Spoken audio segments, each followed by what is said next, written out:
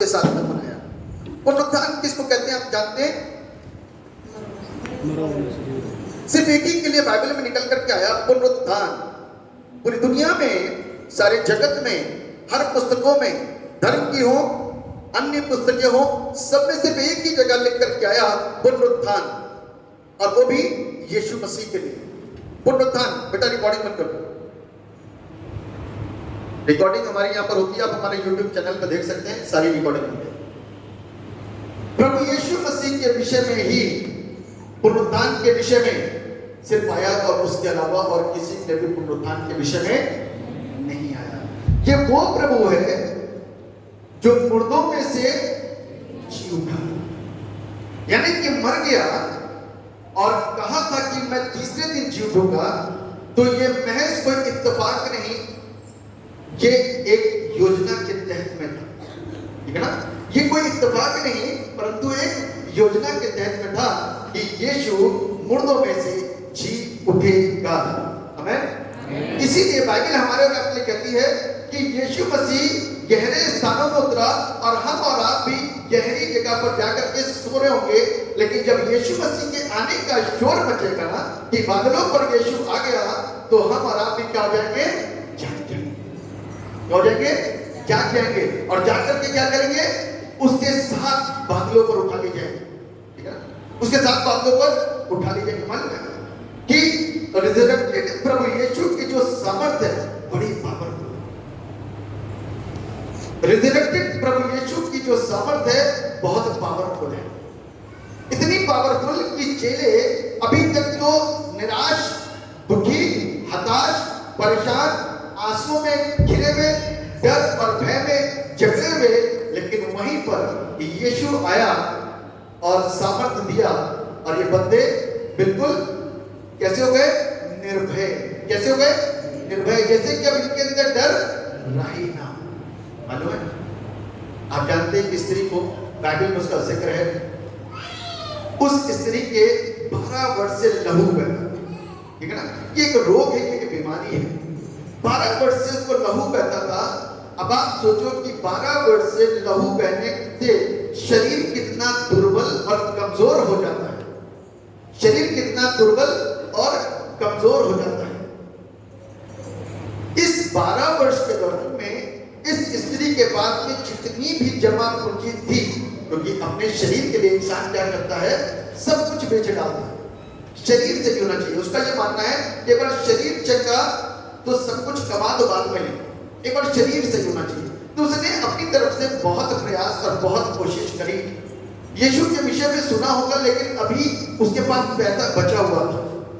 यीशु की चंगाई के विषय में उसने सुना होगा कि यीशु जीवन का दाता है, जीवन देने में सक्षम है, जो कोई उसके पास जाता है वो जीवन पाता है। लेकिन अभी उसके पास उसकी दौलत बची थी, अभी उसके पास उसकी प्रॉपर्टी बची थी, अभी उसको लग रहा था कि एक बेस्ट डॉक्टर और है जिसके पास मैं जाऊंगी तो जगी हो जाऊंगी।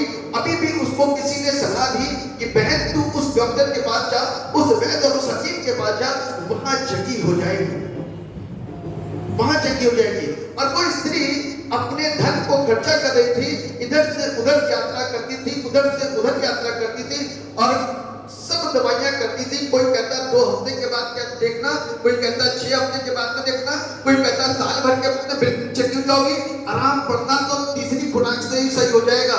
लेकिन बाइबल बताती है 12 साल हो गए। कितने साल हो गए? 12 साल। 12 साल में उसका लहू बहना बंद नहीं हुआ। 12 साल में उसका लहू बहना बंद नहीं हुआ। तब हार पछता के कहां पर आई? यीशु को बताया उसने, अपॉइंटमेंट लिया उसने? नहीं लिया। यीशु के पास ना गया, नो अपॉइंटमेंट।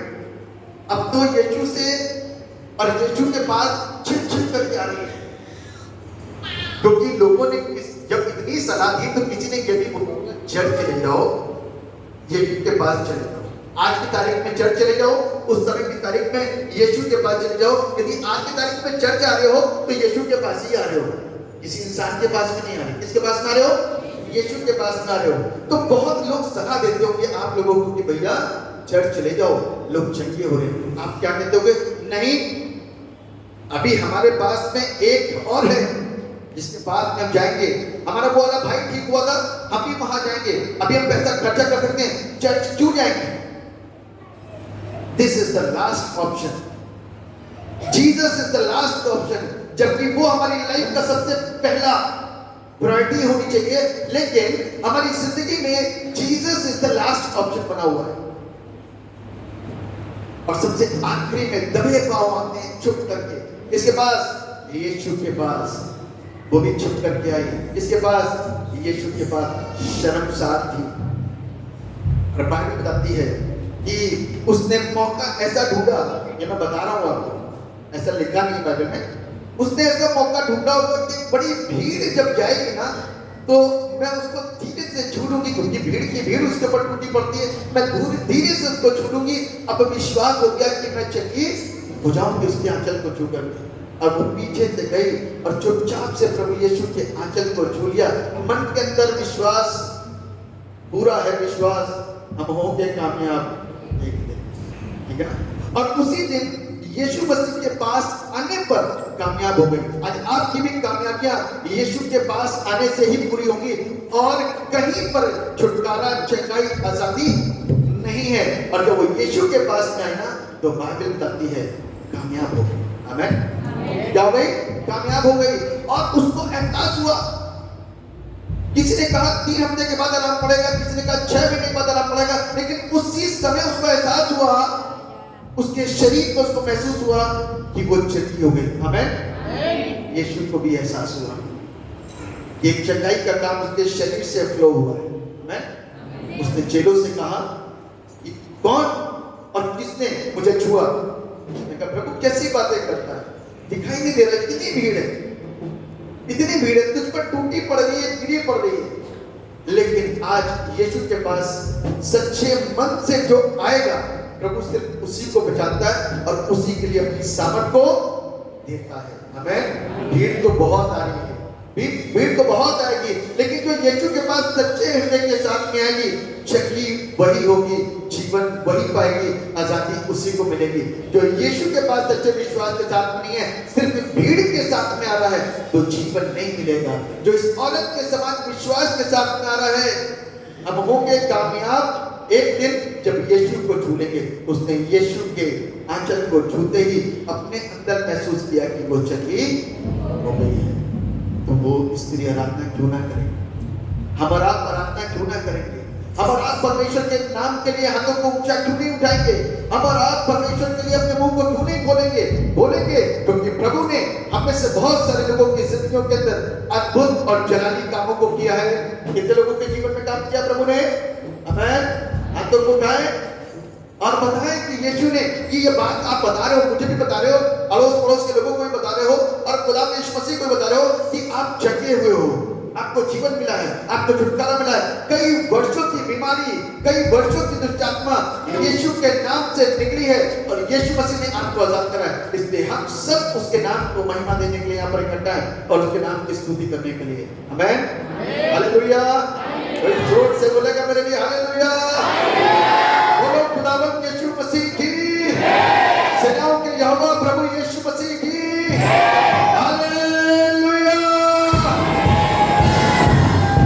बाइबल इस बात को बताती है कि जब लोग जीवन पाते हैं तो रुक नहीं पाते, कोई उछलता है तो कोई कूदता है तो कोई हंसता है। तो आज हम और आप भी जीवन पा चुके हैं और परमेश्वर के नाम को महिमा देंगे और उसकी स्तुति करेंगे।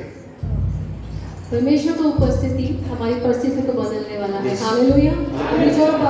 अभी प्रभु ने मुझे प्रेरित किया कि मैं इस चीज़ को बोलूं कि जब शालू गीत गा रही थी, मुझे प्रभु का गहरी उपस्थिति एहसास हो रही थी, और उसके बाद वो बहन का रोना शुरू हुआ, क्योंकि जब खुदाबंद होता है तो हमारे पश्चाताप के आंसू निकलते हैं। और आज हम किसकी आराधना करने जा रहे हैं? अपने यीशु महाराजा की। किसकी?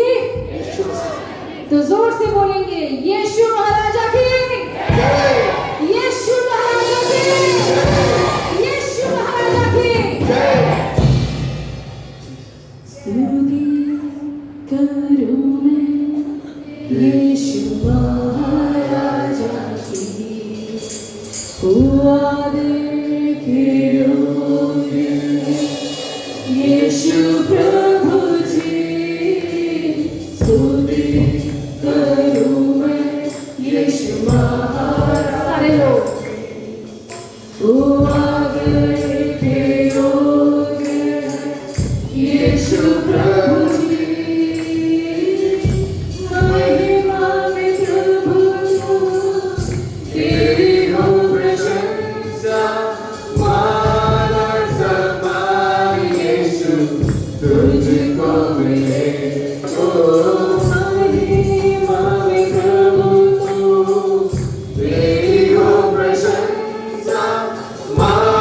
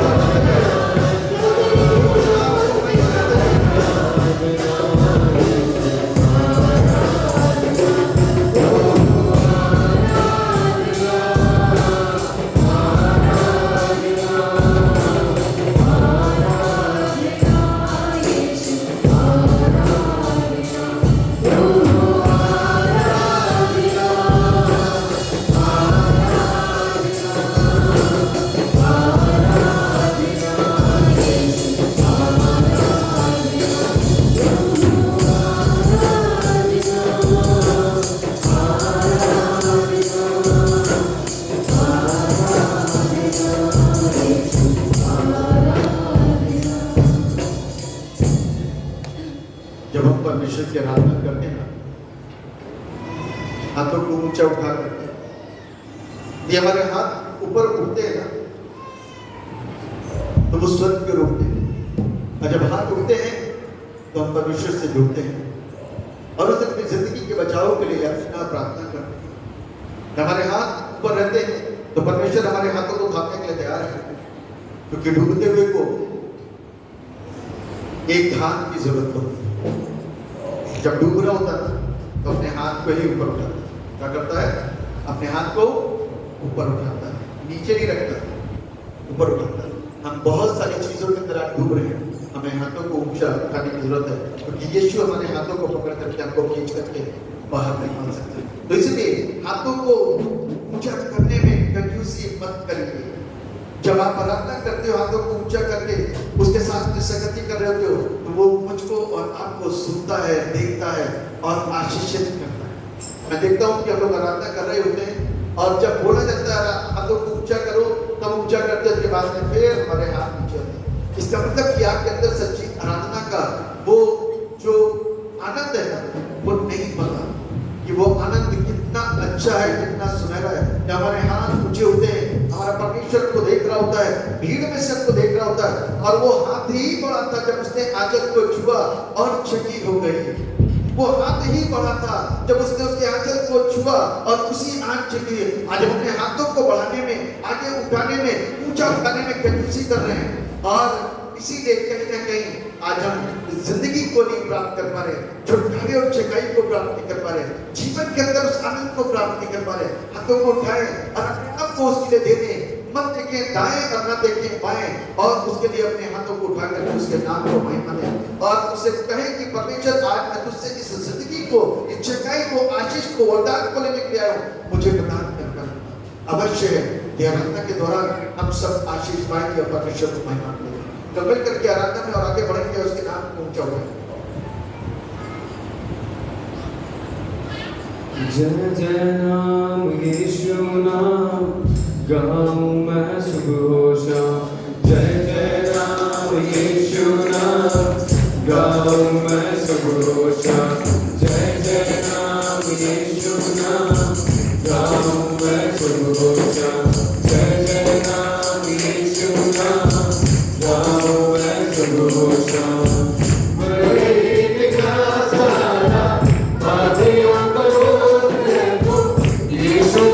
कितना प्यारा सर्वना के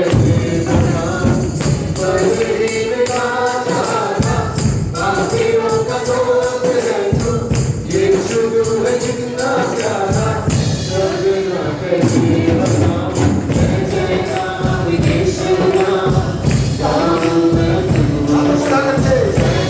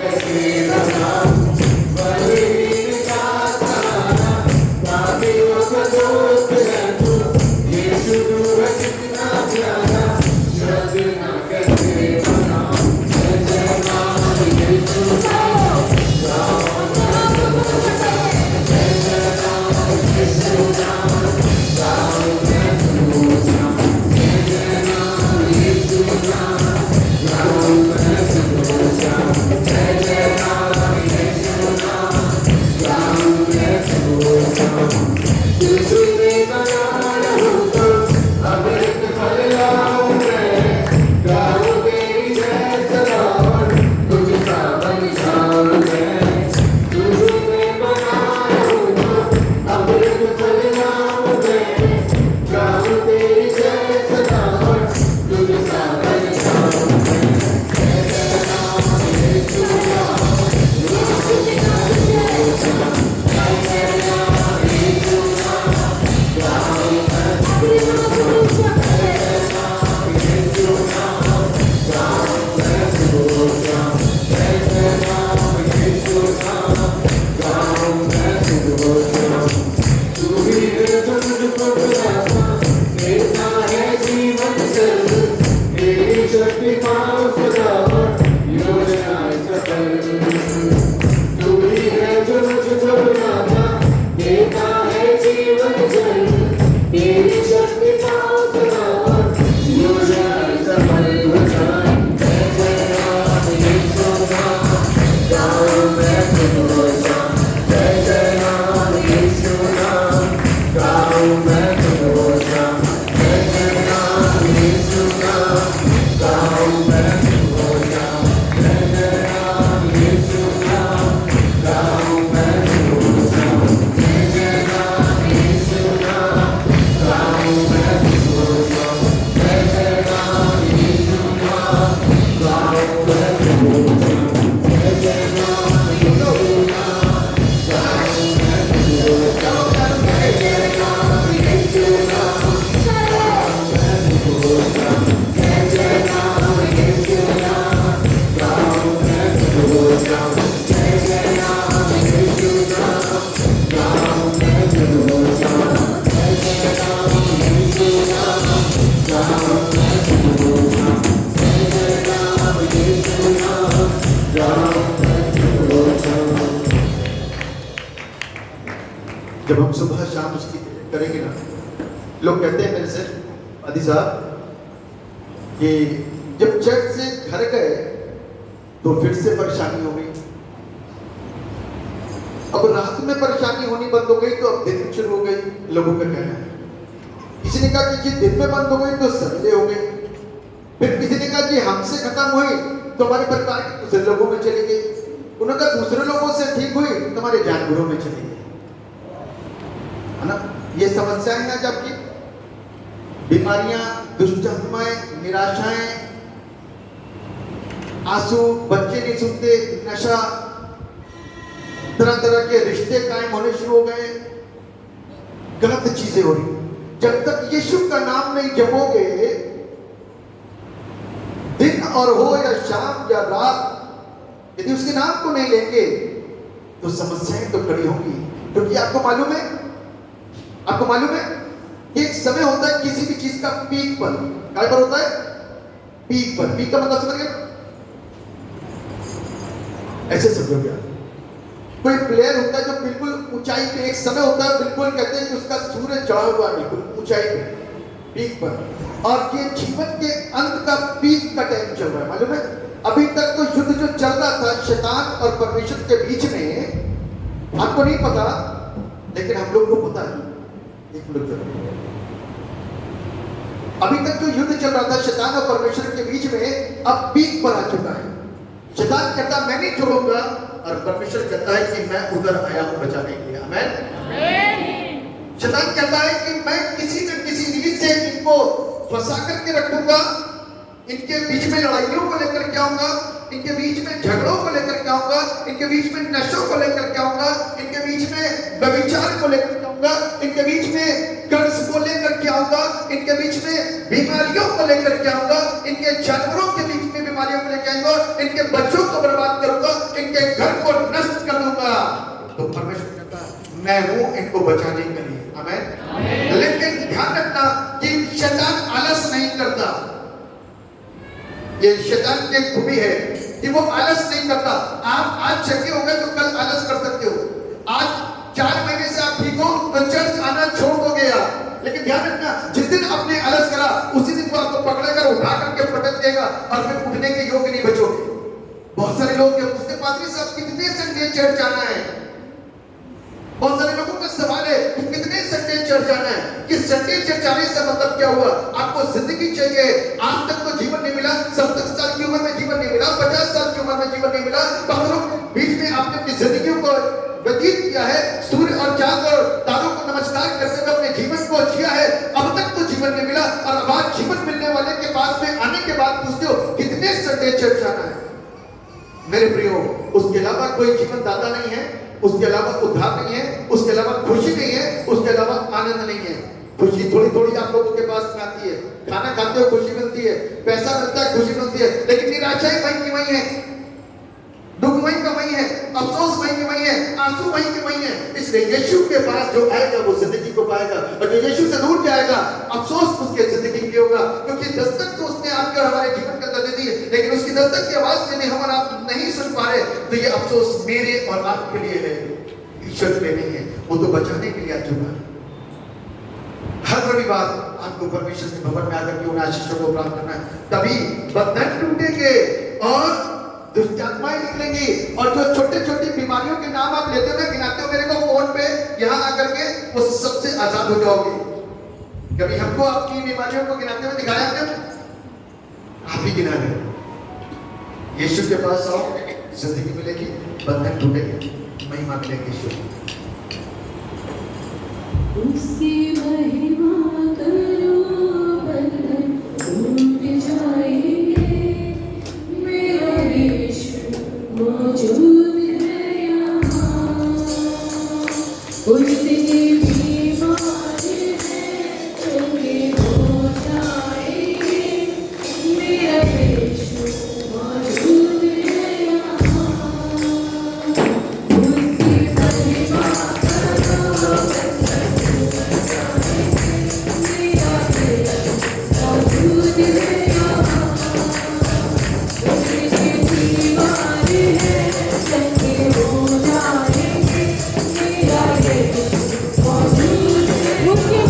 करो,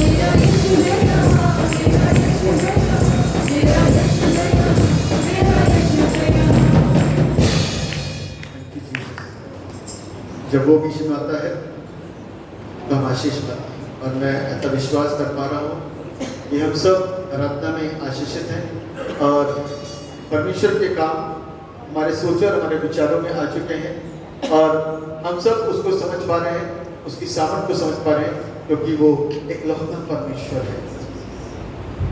उस परमेश्वर की तुलना कभी भी किसी से मत करना, उसको अलग रखना और सबको अलग रखना, क्योंकि उसकी तुलना किसी के साथ नहीं की जा सकती, उसको किसी के साथ जोड़ा नहीं जा सकता, उसको किसी के साथ मिलाया नहीं जा सकता।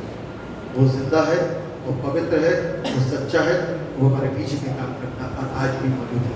इसलिए उस जिंदा खुदा की जब हम आराधना कर रहे हैं तो परमेश्वर के नाम को महिमा दें इस बात के लिए कि आप और हम इस सौभाग्यवान हैं कि हम जिंदा खुदा की आराधना करने के लिए आज इस भवन में खड़े हुए हैं। परमेश्वर को धन्यवाद देते हैं और दुआ करते हैं पिता कि जितने लोग यहाँ आज बड़े विश्वास के साथ आए हैं, पहली बार आए हैं, बीमारियों के साथ में ग्रस्त हैं, कई सालों से प्रभु बीमार और पीड़ाओं में घिरे हुए और पड़े हुए हैं, प्रभु यीशु आज इनको स्वतंत्र कीजिए, इनको आजाद कीजिए, ताकि इनके मध्य से इनके श्राप मिट जाए, बीमारियां खत्म हो जाएं और रोग खत्म हो जाएं, ये चंगे होकर के लौटे और गवाही के साथ में लौटे और आपके नाम को धन्यवाद दे सकें। जब अगले द्वार आए तो गवाहियों के साथ में खड़े हो कि मैं कल पिछली बार पहली बार आया, यीशु ने मुझे छू करके चंगा किया, मेरे बच्चों को छू करके चंगा किया।